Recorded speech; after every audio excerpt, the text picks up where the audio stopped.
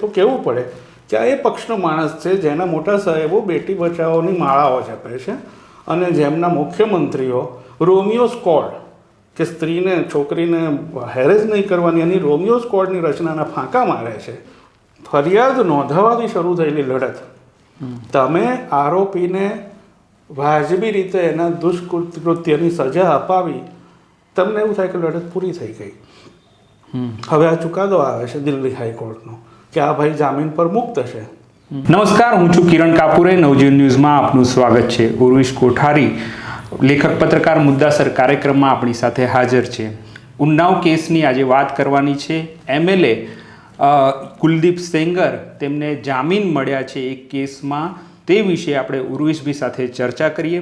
ઉર્વિશભાઈ, સૌથી પહેલાં તો આ કેસ જે છે એ થોડો આપણે વિગતે સમજીએ, કારણ કે 2017નો કેસ છે અને તે પછી આમને સજા પડી કુલદીપ સેંગરને.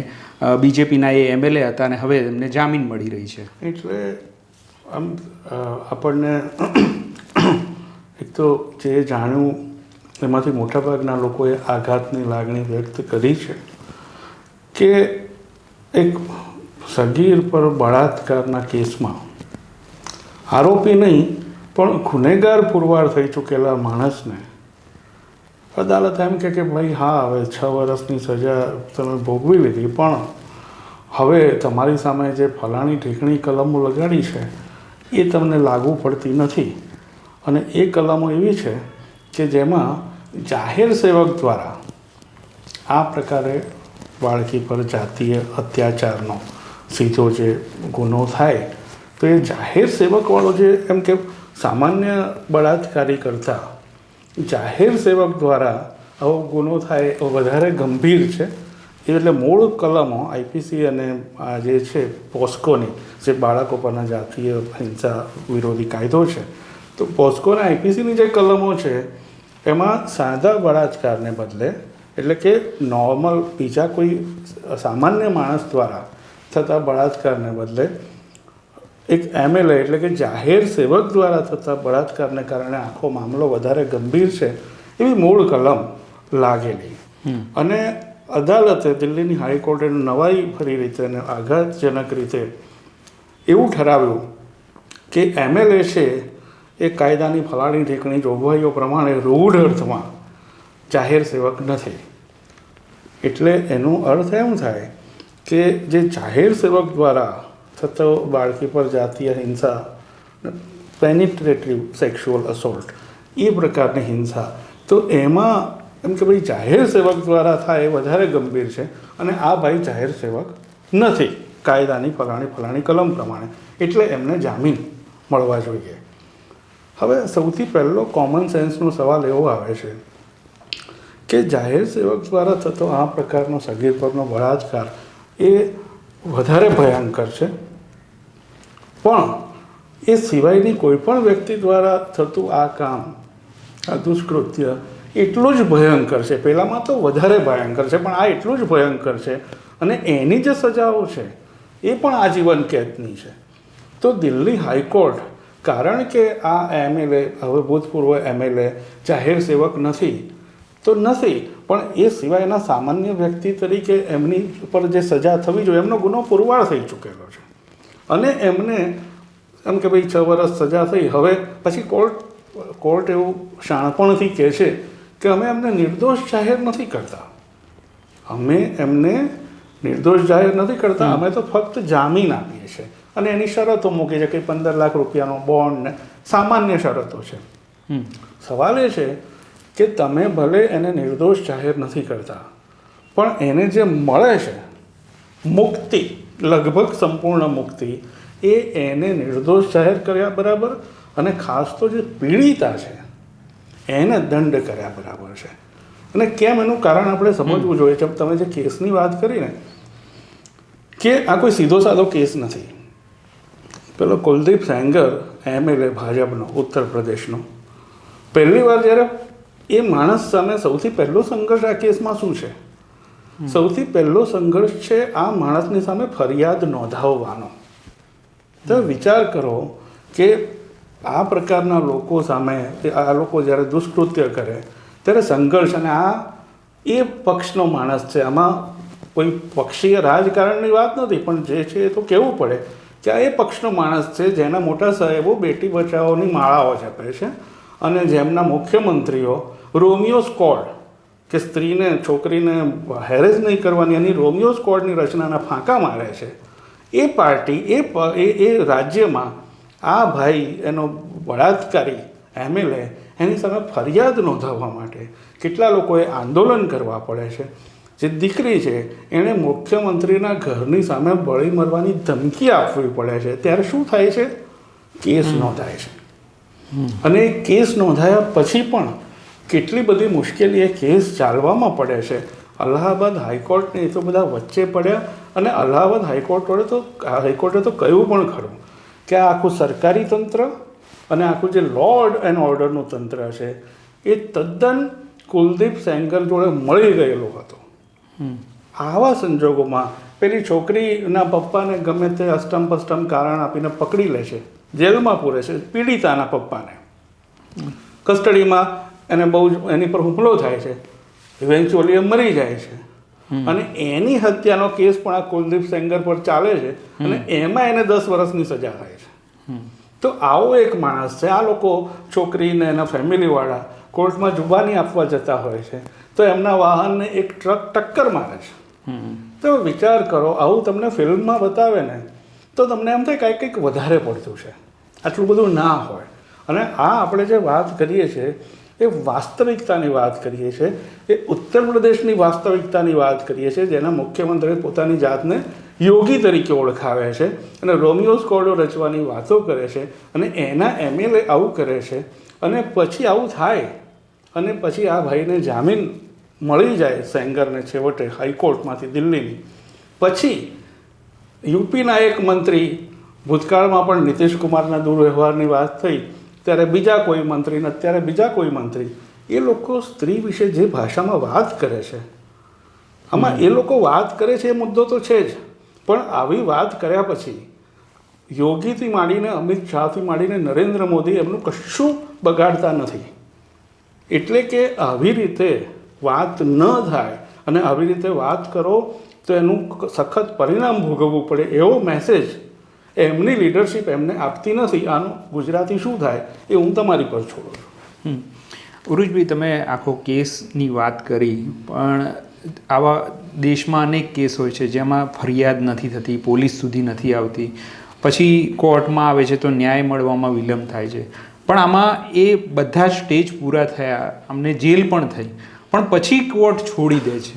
એટલે આમાં તો પુરાવા આવી ગયા છે, બધું હશે. એટલે આ મને લાગે છે કે નવો રેકોર્ડ છે. ને આજે જ મેં એક ચક્રમનું ટ્વિટર પર વાંચ્યું કે એણે દિલ્હી હાઈકોર્ટનો આ ચુકાદો આપવા બદલ આભાર માન્યો અને એવું લખ્યું કે વાહ, શું તમે કાયદાનું અર્થઘટન કર્યું છે અને હજી મને આનંદ છે કે આપણા ન્યાયાધીશોની કરોડરજ્જુ ટટ્ટાર છે.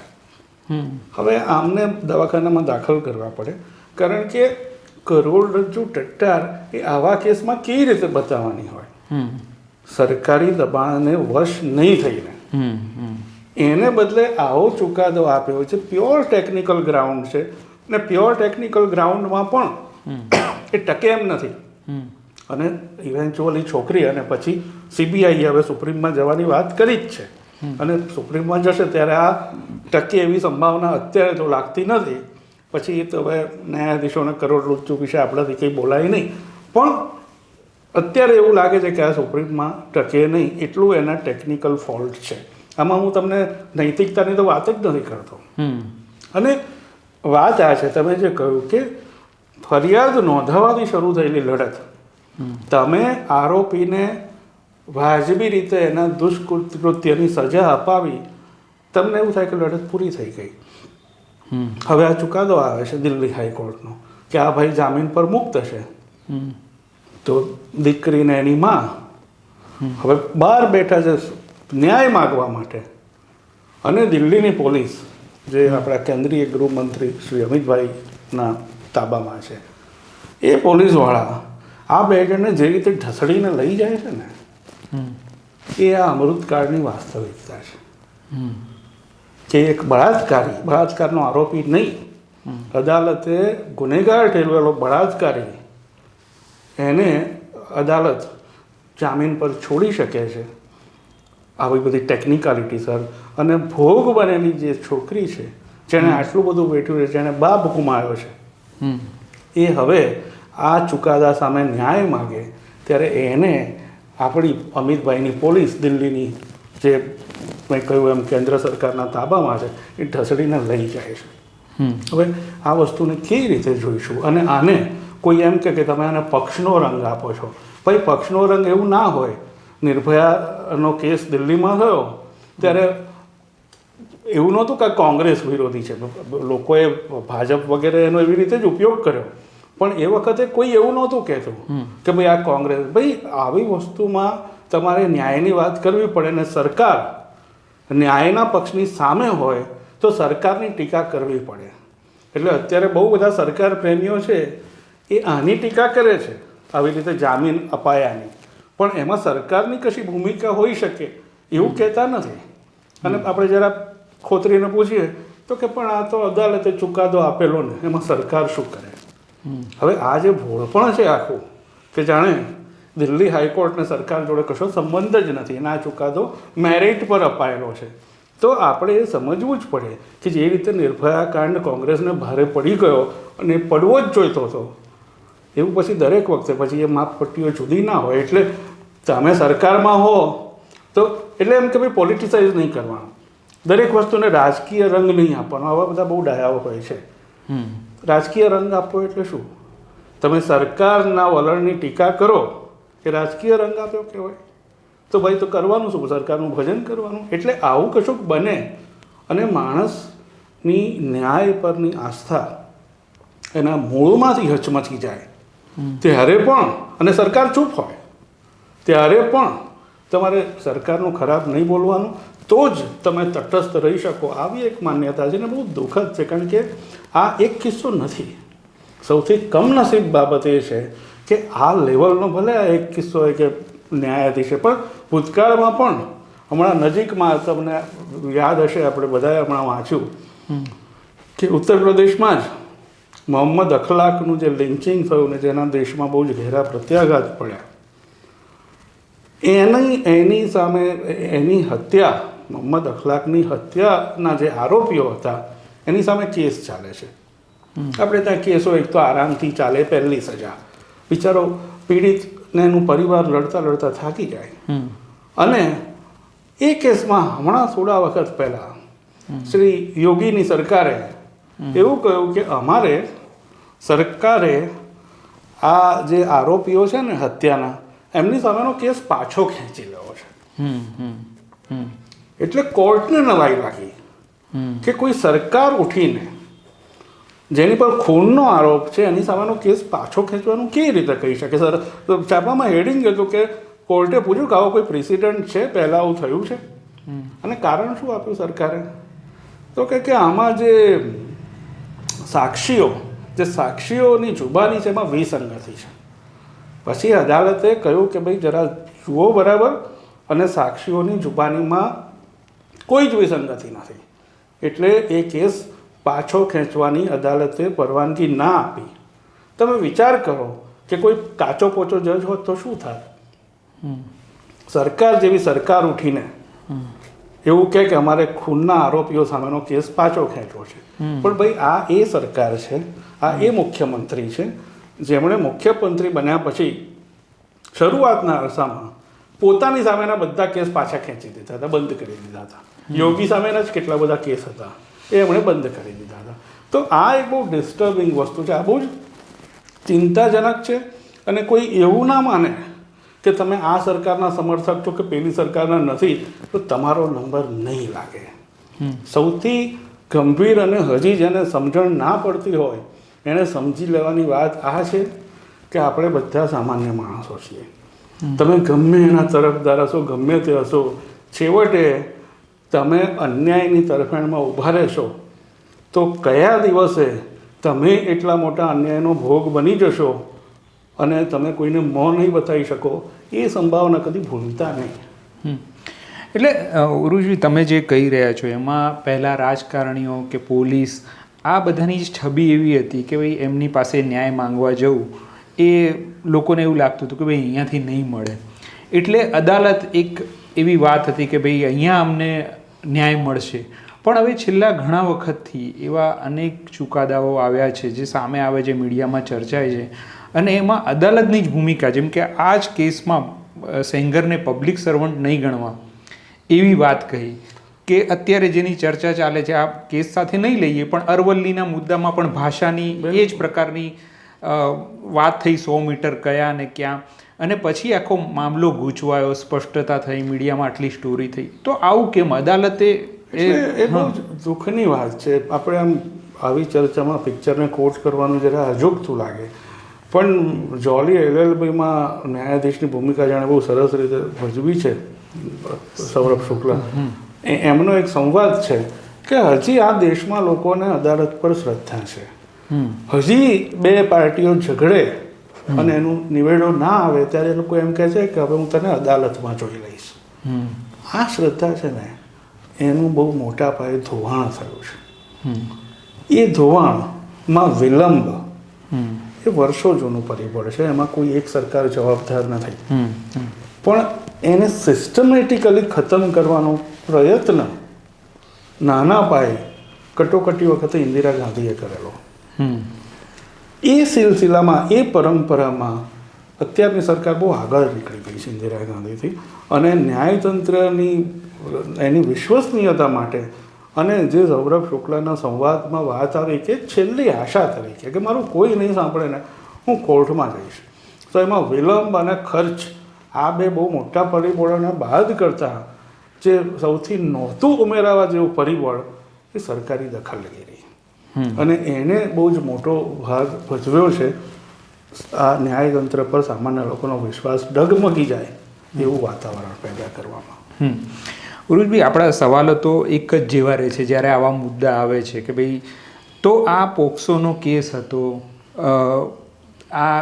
આવી રીતના દિલ્હી હાઈકોર્ટે જામીન આપ્યા, તો એના પર સુપ્રીમ, સરકાર આ બધા જ એક્શન લઈને એ પોતાનો પક્ષ મૂકી શકતા હતા, પણ એ હજુ સુધી નથી વાત આવી, એવું કેમ? ના, એટલે આમાં એવું છે કે જે સ્થાપિત પ્રક્રિયાઓ છે એમાં આમ તો વાત લેટર અને સ્પિરિટ બેયની હોય છે. શબ્દ, લખાયેલો શબ્દ અને એનું હાર્દ. પણ ઘણીવાર તમારે કોઈ ચોક્કસ વલણ લેવું હોય પહેલેથી નક્કી થયેલું, તો તમે જુઓ છો કે આને હામાં હાર્દને બાજુ પર રાખો, સ્પિરિટને બાજુ પર રાખો, અને જે લેટર છે, લખાયેલો શબ્દ, એમાં ક્યાંય છીંડું છે, તિરાડ છે જેમાંથી હું આખી છટકબારી પેદા કરી શકું. અને એવી રીતે, અને પછી તમે વિચાર કરો કે બિચારો ફરિયાદી તો લડી લડીને આટલે પહોંચવામાં જ અધમુઓ થઈ ગયો હોય છે, એટલે ક્યાં કેટલે પહોંચે, અને કોઈ વળી પ્રોબોનો એક પોતાની રીતે કેસ લે ને તમારું લડે તો ઠીક છે, બાકી આખી પ્રક્રિયા પોતે પીડિત કે ભોગ બનનાર માટે બીજી નવેસરની સજા સાબિત થાય છે, જેનું કોઈ એને વળતર મળતું નથી. આપણે વાત કરી ત્યારે એટલું એક નાનકડી વાત ઉમેરી લઈએ કે કોઈ એવું ના માને કે આ બધું ઉત્તર પ્રદેશમાં જ થાય છે. આપણે ગુજરાતમાં જે 2002ના કોમી હિંસા થઈ, એમાં ખૂન અને બળાત્કાર જેવા સંગીન ગુનામાં ગુનેગાર ઠરેલા લોકોને ગુજરાત સરકારે, એમની 14 વર્ષની સજા થઈ એ પછી ગુજરાત સરકારે કેન્દ્ર સરકારની ગૃહ ખાતાની મંજૂરી લઈને આ 14 જણની સજા માફ કરેલી. કોની? ખૂન અને બળાત્કારમાં ગુનેગાર પુરવાર થયેલા લોકોની બાકીની સજા. અને એ જ્યારે જેલમાંથી બહાર આવ્યા ત્યારે બહુ જ બધા લોકોએ આનંદ વ્યક્ત કરેલો ને સન્માનો કરેલા, અને એ વખતે આપણામાંથી કેટલા લોકો દુઃખી થયા હતા, એ વખતે આપણામાંથી કેટલા લોકોએ શરમ અનુભવી હતી. પછી તો એની સામે સુપ્રીમ કોર્ટે ગુજરાત સરકારનો ફેંસલો રદબાતલ ઠેરવ્યો અને કહ્યું કે ભાઈ આ તો મહારાષ્ટ્રની અદાલતે સજા કરી છે અને તમારું આમાં ના આવે, તમારી સરકારનો નિર્ણય ન ચાલે. પણ એક સરકાર જેવી સરકાર ખૂની અને બળાત્કારીઓની બાકીની સજાને પણ માફ કરે ત્યારે નાગરિક તરીકે આપણને શરમ આવી જોઈએ ને આપણે વાંધો પડવો જોઈએ. એમાં આપણે કોમ ને જાતિ ને ધર્મના વેરા હાથરે રાખીશું તો મેં કહ્યું એમ આપણો નંબર ક્યારે આવશે એ નક્કી નથી હોતું, એ મનમાં રાખજો. તો આ હતી ચર્ચા ઉર્વેશભાઈ સાથેની મુદ્દાસર કાર્યક્રમમાં આ પ્રકારના મુદ્દા લઈને અમે આવતા રહીશું નવજીવન ન્યૂઝમાં. નમસ્કાર.